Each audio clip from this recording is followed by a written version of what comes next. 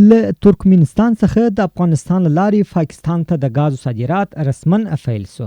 د یاسر باسر په نوم نړیوال شرکت له ترکمنستان هیواد څخه د ترانزیت په ډول د افغانستان له لارې پاکستان هیواد ته د غازو صادرات رسمن د فټۍ په پرې کولو سره پیل کړل، چې په همدې مخه جوړ شوي مراسمو کې د هیواد د سوداګرۍ او پانګونې خونې رئیس الحاج محمد یونس مومند لومړی د افغانستان د اقتصاد د پیاوړتیا لپاره ډیر مثبت ګام یاد کړ او ویل له ترکمنستان څخه د ایران له لارې پاکستان ته د غاز صادرات شاوخوا 1810 کیلومتر لاره طی کوي، ولې له ترکمنستان څخه د افغانستان له لارې پاکستان ته د غاز صادرات شاوخوا 900 کیلومتر لاره طی کوي. امارات ته موږ ډیر تشکر کوو چې موږ ته دغه لار مساعده کړې، زموږ موټر پر کار وولید، زموږ خلک پر کار وولید. په پیل کې د هیواد د سوداګرۍ او پانګونې خونې رئیس الحاج محمد یونس مومند زیاته کړه د افغانستان اسلامي امارت مشرتابه او په صنعت او سوداګرۍ پورې اړوند ټول مسؤلین صنعتکارانو او سوداګرو ته ورځ تر بلې اسانتیاوې ډېروي، چې په خبره په همدې مخه افغانستان اوس ټولې نړۍ ته صادرات لري، چې تیر کال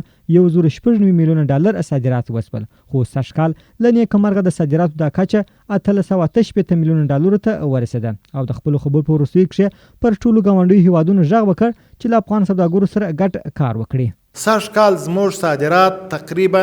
818 میلیونه ډالر دي، چې دا د پام وړ ډیروالی پکې راغلی دي. زه د افغانستان د اسلامي امارات د زعیم شیخ امیر المؤمنین هیبت الله اخندزاده څخه د زړه له کومې مننه او شکرګزار یو چې موږ ته دا زمینه مساعده کړې ده. د افغانستان ټول تجاران او سرمایه ګزاران د افغانستان اقتصادي لښکر بللی دي. اوس موږ په اقتصادي مبارزه اخته یو. په اقتصادي مبارزه کې د افغانستان هر وګړی هر څوک چې جدا باید همکاري وکړي. افغانستان په خپله به یې جوړوي،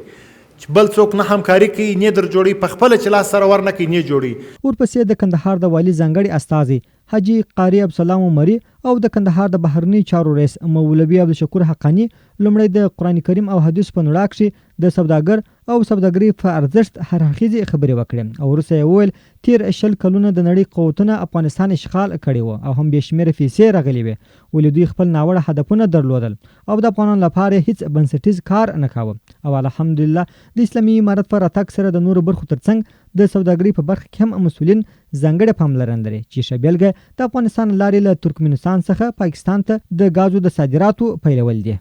او د دې ډېر موږ هرکلی وایو او موږ د دا سره په هره معنا همکار یو. په شپه او ورځ کوم خدمت د ولایت طرف صحیح الله جل وعلا شنو وایي هغه تاجر چې هغه صادق وي، هغه خدمت کوي، د هغو فاسدل به په حشرګاه کې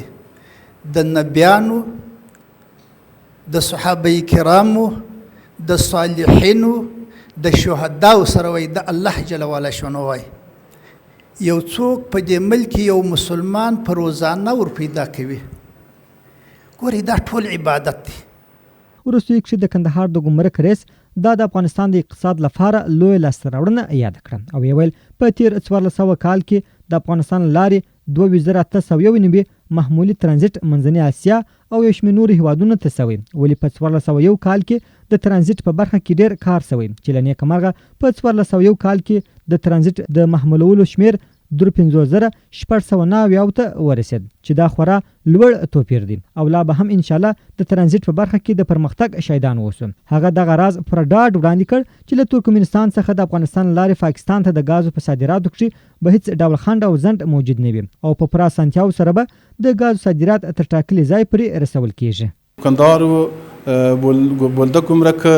انشاءالله امید شته چې د دې نه وروسته څلور ستاشي مو د دې لپاره پوره آمادګي لرو، پوره تشکیل ورته لرو. اوس دغه شرکت چې کوم کار شروع کړی دی نو دې ته او تاسو ټولو ته موږ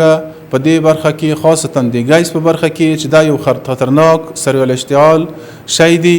نو دا اصل مشکلات لري نو د دې ځان او خنډ به انشاءالله نه راځي. وروستیو کې ورغلو مسؤلینو رسمن د پټۍ په پرې کولو سره له ترکمنستان څخه د افغانستان لارې پاکستان ته د غازو صادرات پیل کړل او د مسؤلینو په وینا په لومړي قدم کې به 50 محمولي غاز چې له ترکمنستان هیواد څخه افغانستان او یو شمېر محمولي کندهار ته رسېدلې وي او په هر محمولي کې 10 ټنه غاز و د سپین ولک لارې پاکستان ته ولېږدول شي.